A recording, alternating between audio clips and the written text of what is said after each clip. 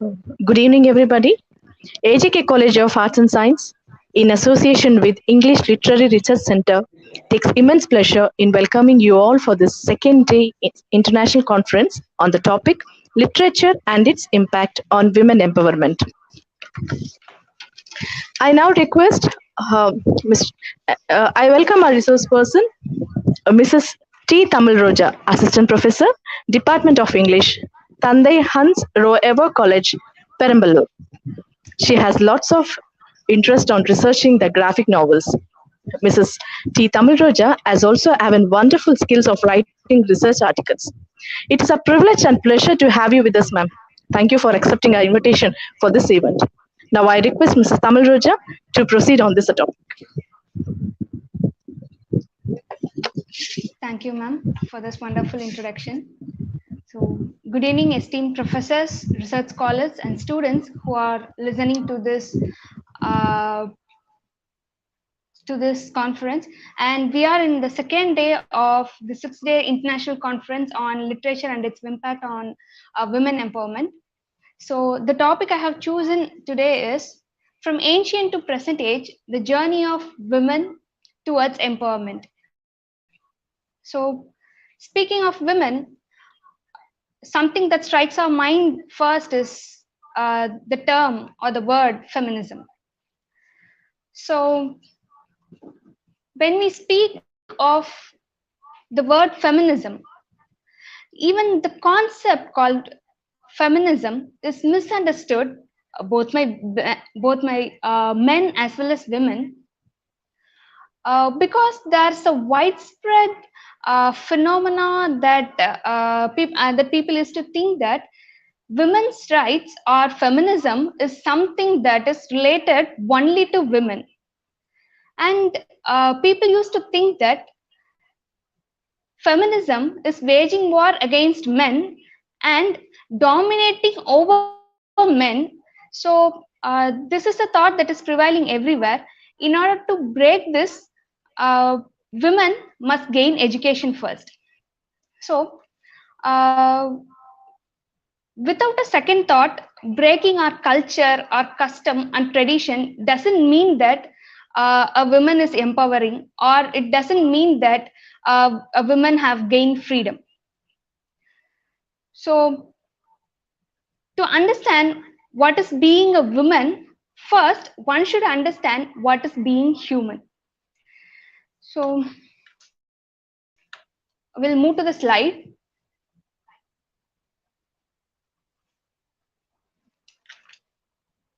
Sir, is the slide is visible?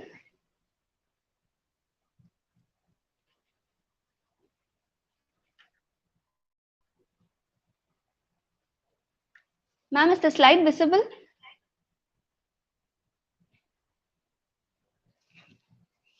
Yeah. So before getting into feminism, first we'll get into the term humanity.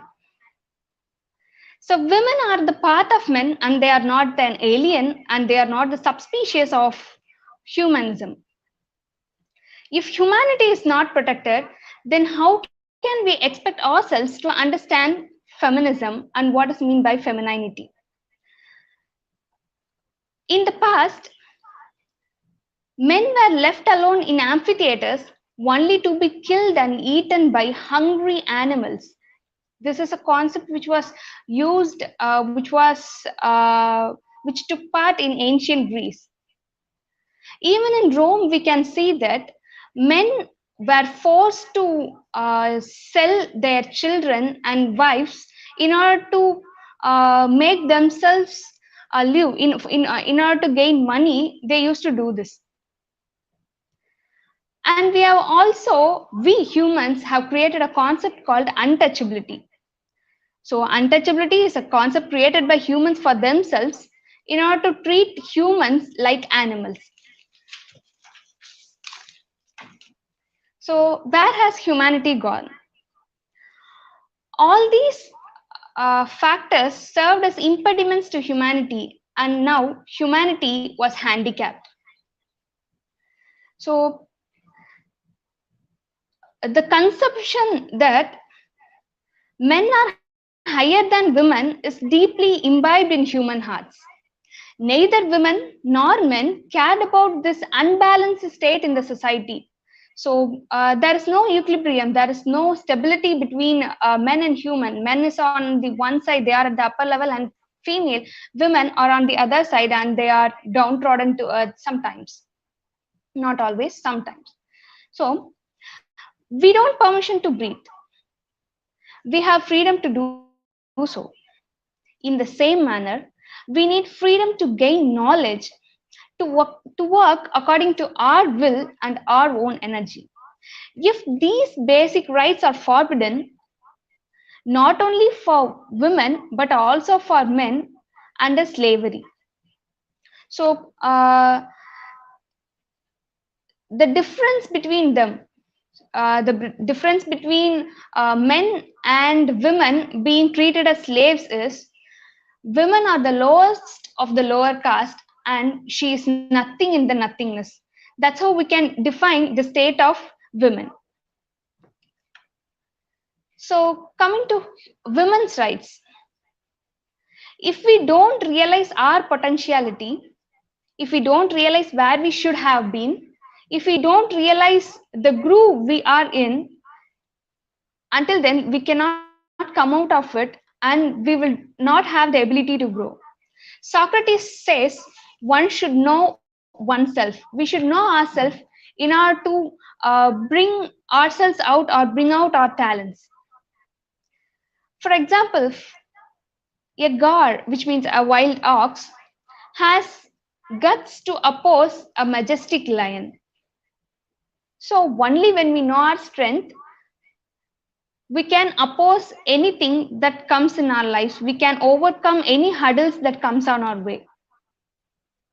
Strength in general, it can be your physical or mental strength. It varies according to the atmosphere in which we grow up. It also differs according to the way in which we are brought up. So we cannot consider women as a weaker sex. So if you still are calling women as weaker sex, then remember Vasanta Kumari, who is the first lady bus driver in Asia. She's from Nagarkoil, Tamil Nadu. She's the first lady bus driver, which means women are not weaker sex anymore. We can't call them weaker sex anymore. Women are driving heavy duty vehicles. Even we have women pilots, we have women train drivers too. Not to stop with that, we have women in army too. Shivangi Singh is the first woman Rafale fighter jet pilot who took part in this year's Republic Day parade. So we could see that women have overcome the obstacles in her life and now have started to shine, now have started to even lead men in many parts of our lives. Doesn't it shows that, so looking at these achievements women have done so far, doesn't it look like women are empowered? So if it is so, then it is trying to triumph that women are empowered. But still, when we attain victory, it is also important to look back at the path that we have come so far. If I and you, the listeners, the girls and women who are listening to this speak, is empowered, it doesn't mean that the women altogether, every woman in the world have empowered. In ancient days, women were denied basic rights. Rights like they are even denied speaking. They are not allowed to speak. Education to women is forbidden. So, looking on the religious text, so when humanity was evolving, religion played a major role in shaping the society, in shaping the characters of people. So what does the holy books have to say on women.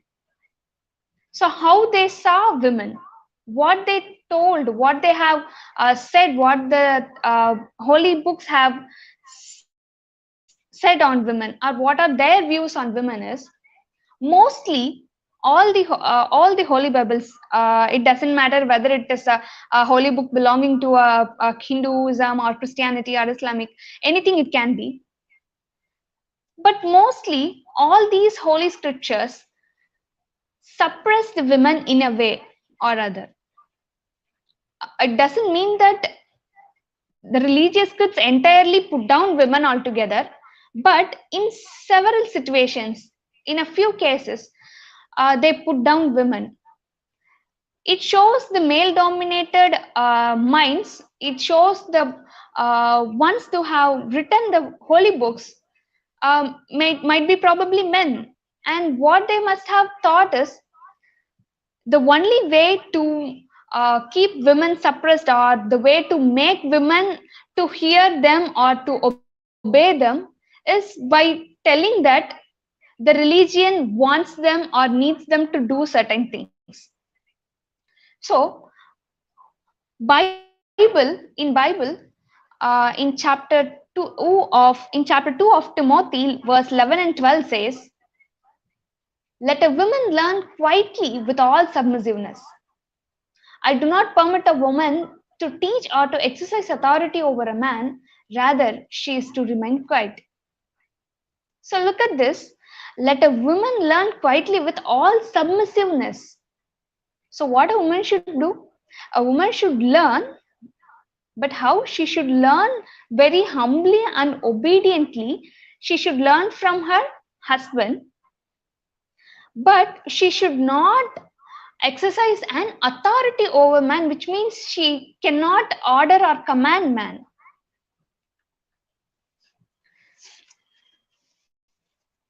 So women should obey whatever a man say or he does. There is a practice called sati. You will all be familiar with it. If a husband dies, the wife should also die along with him. It took years to abolish this brutal process called sati. Thanks to Rajaram Mohan Rai and his reforms to abolish sati. So when women in general are seen as objects, that is in the present, but looking at the past, women were seen as unclean. They were seen as pollutants, the polluting agents. They were seen as dangerous species, dangerous creatures. So, if you have read The Golden Bough by Sir James Frazer, you might have known what I am about to say. In this work, The Golden Bough, James Frazer have recorded many of the customs or the practices which was followed by people all over the world. He have recorded even the strange things that people used to do in the name of culture. In this book, he have written about 60 chapters. There are 2 chapters which speaks of women, in particular the practices which are specially made for women by men. In chapter 20, titled Tabooed Persons, the third subheading consists of an essay, and the title of that essay is Women Tabooed at Menstruation and Childbirth.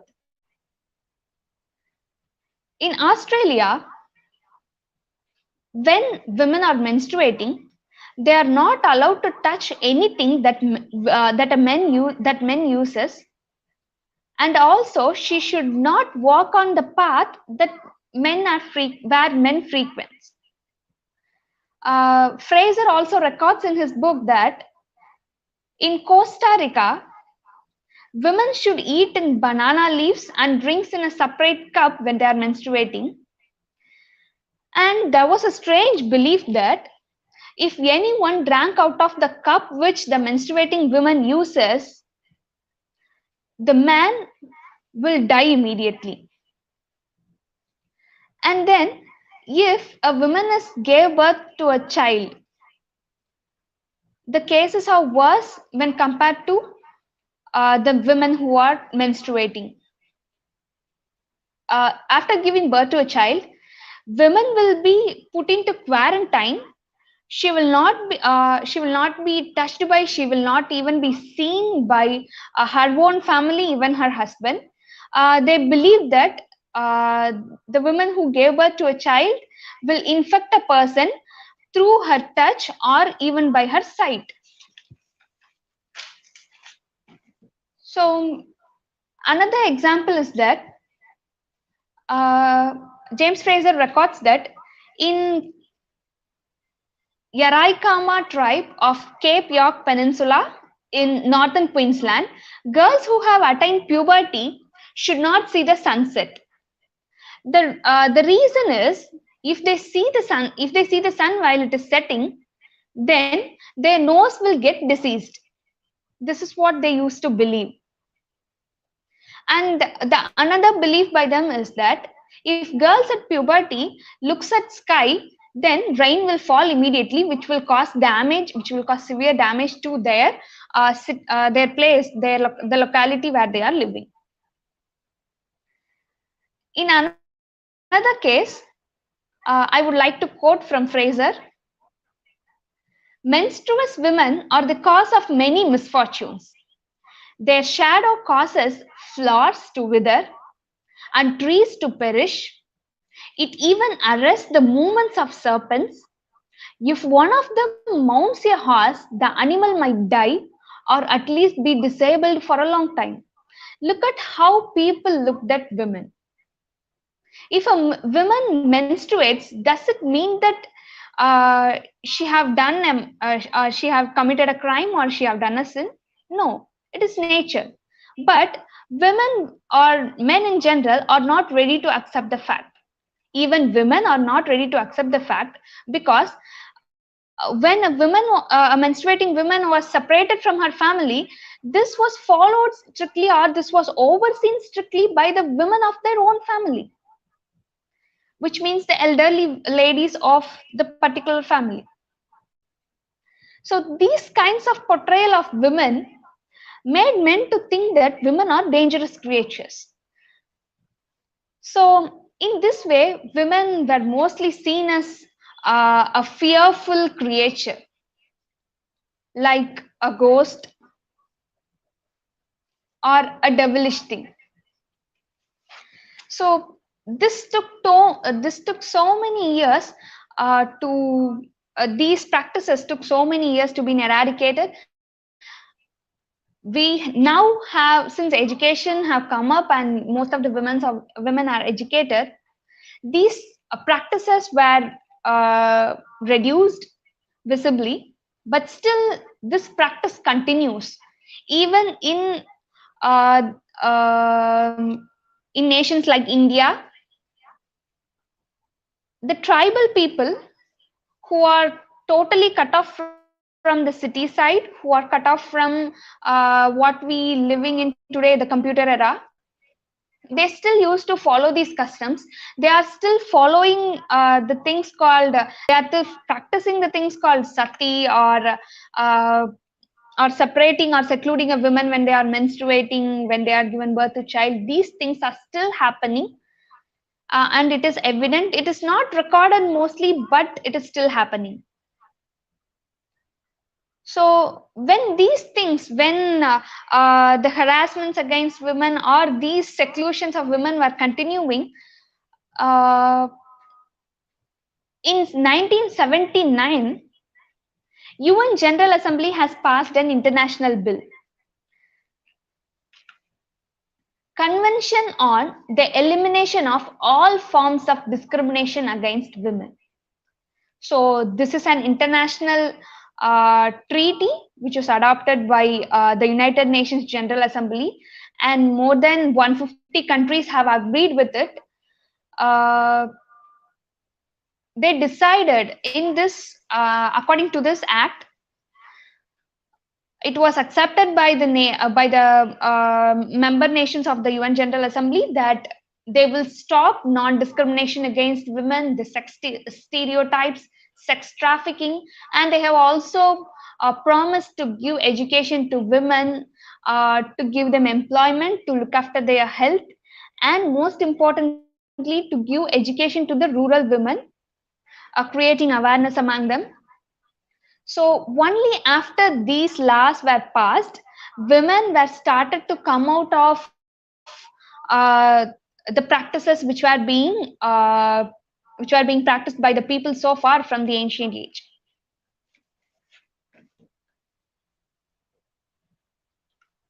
We know the work by Mary Wollstonecraft, a vindication of the rights of women with strictures on political and moral subjects. So in this work, Mary Wollstonecraft have voiced for women. So, but at this period, women were started to gain education. But still, this work, when Mary Wollstonecraft write this piece of work, she wrote it as a response to a French National Assembly's report. The report was written by a man named Charles Maris.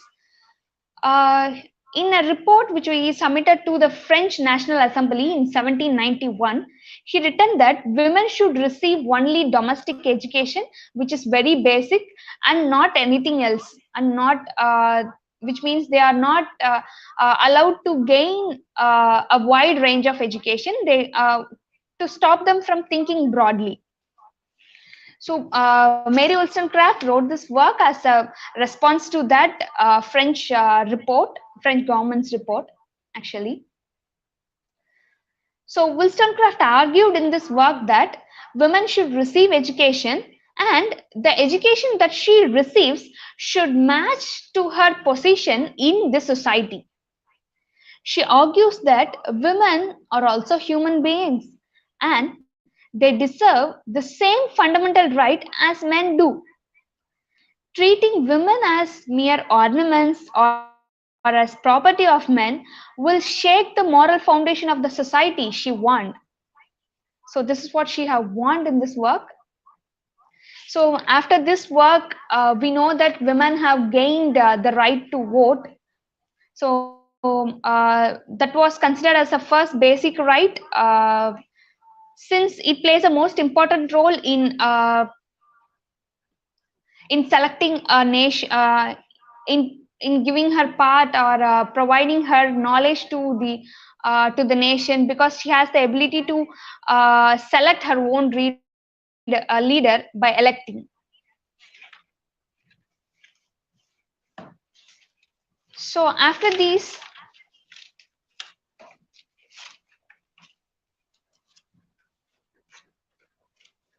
Ellen Walter has written a seminal text we all know, a literature of their own. So in this work, she have categorized the growth of traditional English female. So, and she have classified the phases, the growth of women, into three types, namely feminism. We know that feminine phase, feminist phase, and female phase. So in the feminine phase, which to roughly mark, it is from 1840 to 1880. Women started to write, but they were forced to write with male pseudonyms, because if they write something with their own name, then it will not be accepted by people. It will not be accepted by men in common, and the people will not be ready to read those texts which are written by women. So they are forced to write with male pseudonyms. The famous writers like George Eliot, Elizabeth Gaskell have written on this period. So, and then in the feminist phase, from 1880 to 1920, was seen as an active phase of awakening. Women started to protest against men. They started to give out their voice boldly.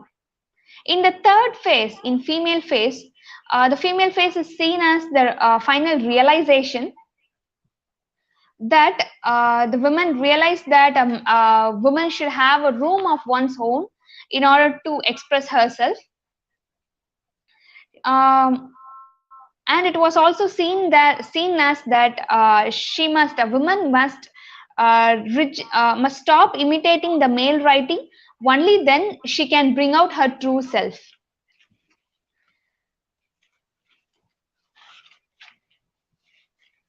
So, in this female phase, the female phase which lasts from 1920 and is still going on in the present, there are a number of writings which we can see in which women have started to voice out boldly. They have started to uh, tell or bring out their emotions. They have boldly started to tell whatever they felt.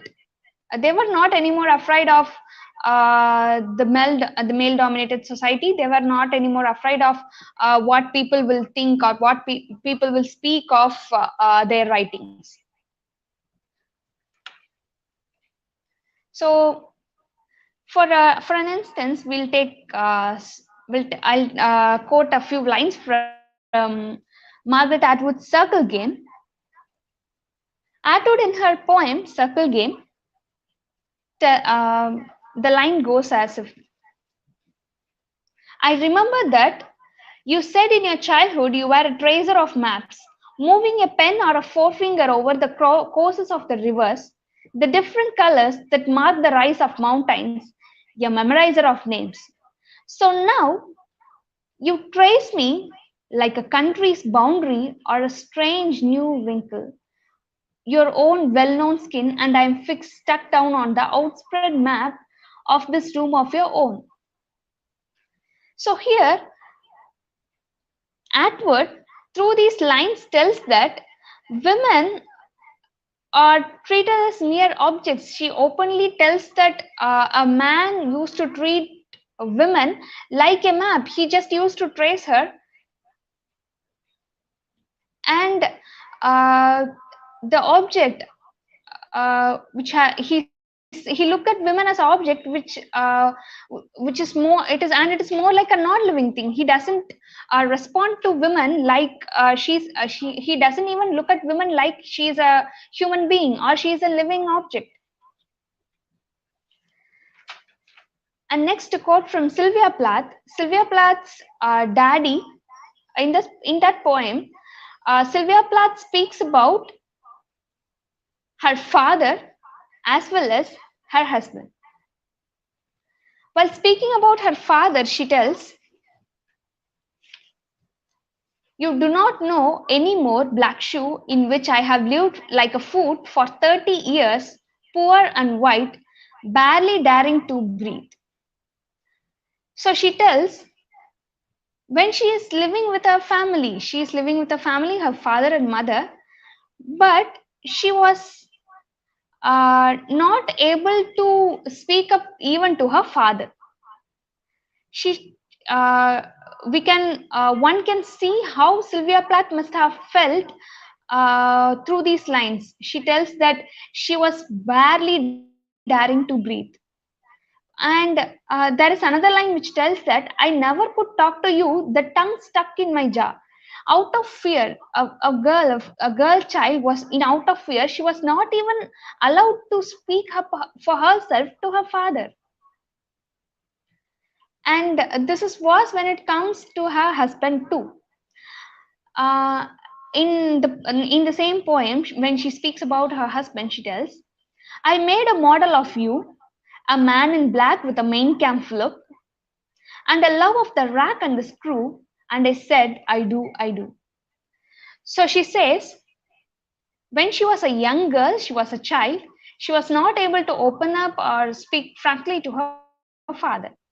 And when she has become an adult, when she was married, the same thing continues, even with her husband. She was not able to share anything with him. She was not able to talk frankly with him. She was not even given the equality even in her childhood age or in her adulthood. So in the final line, Sylvia Plath says, "Daddy, you busted, I'm through."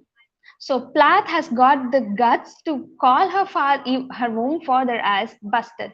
So if a woman is using such a word, we can see that how much pain she must have undergone by living under the male-dominated society.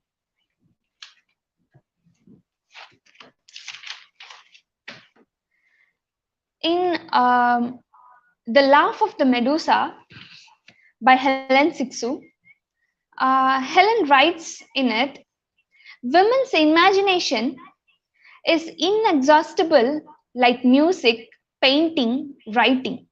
Their stream of phantasms is incredible." So, when coming to Helen Sixu, she urges women to write. She wants women to write. She says women are for women. Women should write for women. Only then a woman will know herself. She says women should write for women and men for men. Only then they can understand what they really feel like. If a woman reads a male-centered text or a text written by a man, by men, she will not able to understand it entirely. She will not be able to understand the emotions of men entirely. Same as that of it. When a man reads a text written by women, he will not be able to internalize everything that she has written. So, Helen Sixo urges women to write. So, she also tells that women's imagination is like a stream of phantasm. So, women can write more than that of a man can do. When she urges women to write, she also says how men are afraid of the writings of women. In her text, she records that smudge-faced readers, managing editors, big boss, don't like the true text of women. Female sexed text, that kind scares them. She tells, when women starts to write, men will get scared of them. So she urges women to write more. She also tells that when a woman start writing, only then she will be able to, she as well as the one who reads the text written by women, can explore herself, or at least will try to explore herself and to know about what women really thinks of, what women really feels, how a woman is also equally capable to express herself through her writings like men. So, looking at these texts, women have come over a long way through, and she have started to write many things, even her own personal things. Like Helen Sixu's The Love of Medusa is really a bold work where she speaks of everything. So after these things, after all these years, at present age, in this era, in this year, so women are not anymore afraid to write. Women are really ready to face anything that comes in their way. So in that way, I would like to tell I would like to mention first women graphic novel writer of India. Her name was Amrita Patel. She have written 3 graphic novels. She have written and she have herself designed or illustrated the novels. Her first work was titled Curry, in which Amrita Patel speaks about the women, the lesbian women who the story was about a woman named Curry. she was in love with another woman, but due to society, due to her family, she was not able to live with her, with the one whom she loved. She was not even able to. She was not even allowed to live in a way in which she wanted to live. So finally, what happens is the character named Curry will commit suicide and die. But in this work, uh, Amrita Patel have written a lot of things which a woman will struggle or will really need bold enough to say. So in this work, we can also see that uh, the illustrations which Amrita Patel have given were really were really bold, because she have even given some nude pictures of women. And she have written two other texts, which the first text was titled Adi Parva, and the another one was titled Saptik. Both these work are a kind of a reinterpretation of Ramayana and Mahabharata. In these works, she have given her own views uh, on the women characters, on the female characters of Mahabharata, especially. Uh, Especially, she have given a perfect outline of the character Draupadi. She have Amrita Patel in this work have spoken about uh, Draupadi's character. She have also spoken about how Draupadi must have felt.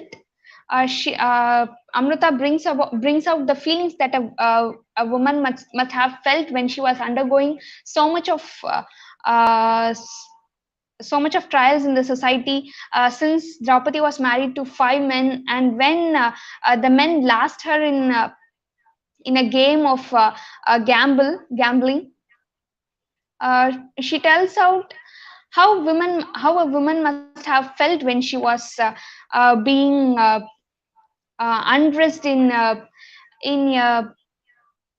in a place which was filled with, in a palace actually, which was filled with men. So this was a bold attempt by Amrita Patel. And when we looking at a text written by female, there are also few men who supports feminism. I would like to do, I would like to note a few among them. We all know, I think we know the famous writer Anant Neelakandan. He's an Indian novelist. He have written the works called the Rise of Shivagami, which is actually a part of Bahubali trilogy. He have written work on Shivagami, that is before the first part of the movie Bahubali. He speaks about the character Shivagami, how she was raised up, and her character. He elaborates her character. And in a recent article which he have written in the Sunday Express magazine, he speaks of marital rapes. He speaks of he speaks up for women, and he tells that the marital rapes should be criminalized. He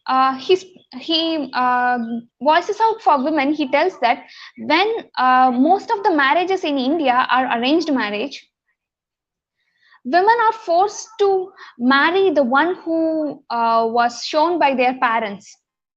A woman should marry only the man who was selected for her by her family.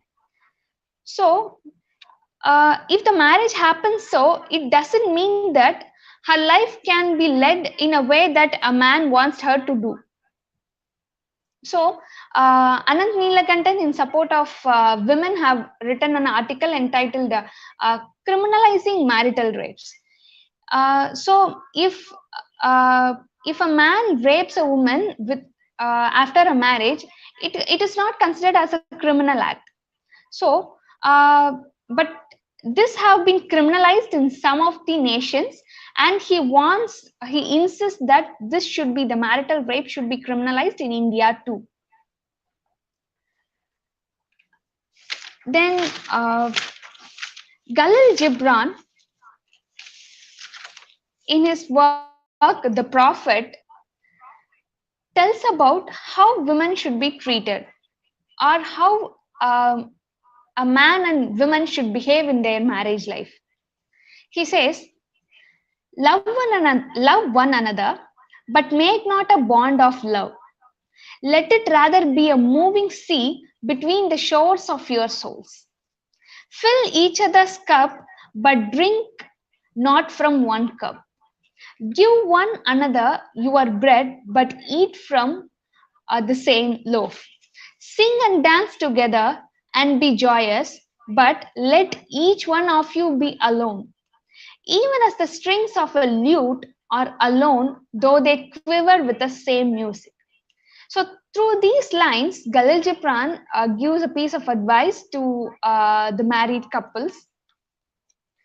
So, they should give themselves a space for each other. When a man needs a space for himself to live as he wants, even a female, even women uh, will expect the same thing. It is not that if uh, a woman is married to a man, it is not that she should follow only the things that her husband wants her to do. She too needs her own space. She too have desires. She too have dreams to follow. She too have her own aims and goals. So a man should support women in these goals of her life. So to end, Joyce Carol Oates, in her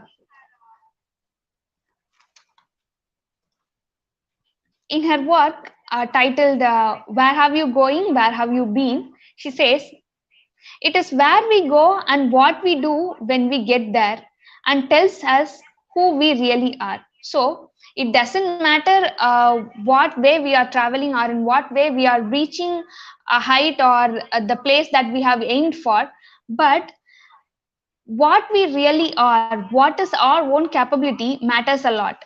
So if a woman was given education, she will of course uh, try to reach greater heights in her life. And if a woman is given proper education, she will live according to uh, the norms that are produced by her for the society, created by her for the society, in an acceptable way, but not as slaves. So thank you AJK College and Literary Research Cycle of Perambalur for giving me this opportunity to speak on this topic in the 6-day conference. Thank you.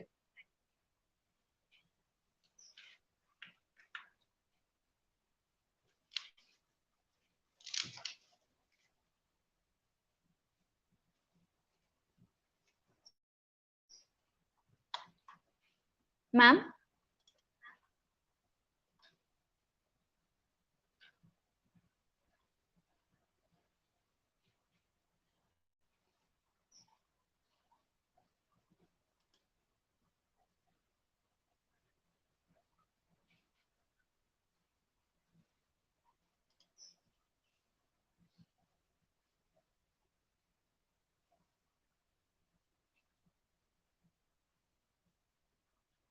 Ma'am?